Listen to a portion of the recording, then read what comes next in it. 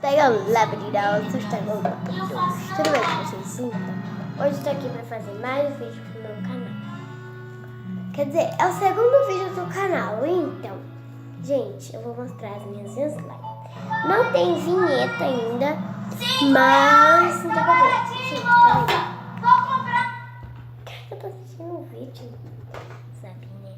Ah, gente, tem uma menina, amiga minha, que vocês, não sei se vocês já inscreveram no canal dela, que é a Maísa. Tá na hora da Maísa. Se inscreve, porque ela tá quase chegando a... Achei 1 milhão. 1 milhão e pouco. Ela tá com 40 e poucos milhões. Depois, quando eu vejo, passo pra vocês, tá? Então, bora! Gente, agora eu vou pro primeiro slide. Adalou! Todas essas lombas da minha que tá aqui dentro não tem. Que é essa low. Que olha, é muito fofinho. Agora vamos pra slime.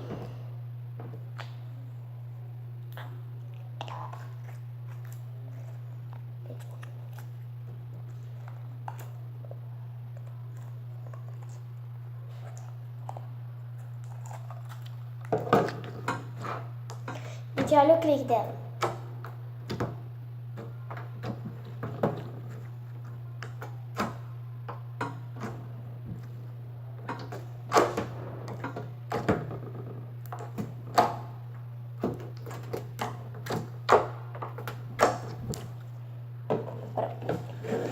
Essa primeira slime, ela tem um cheirinho muito bom. Será o pote? Aí eu guardei a LOL. Essa slime de grit.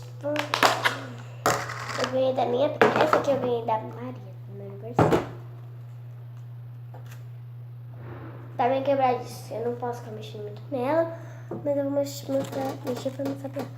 Ela é muito glitterosa, muito glitter. Ela tem glitter demais. E eu tenho que deixar ela 7 dias no pote sem mexer, porque ela é clear e ela tem que ficar um ponto de clear. Vamos pra próxima. A próxima vai ser essa, laranja, que eu ganhei. Ó, essa eu ganhei da minha prima Júlia. E essa aqui, que eu abri o pote, ela é fedida. Ela achei um cheiro ruim. Gente, eu ganhei da minha prima Ana Luísa. Ela tem cheiro ruim, mas ela quica. Olha o importante dela, ela quica, quer ver? Eu vou vocês, espera aí.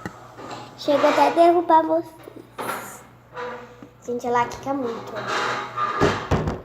Viu? Então eu vou guardar ela e vou pra próxima slide.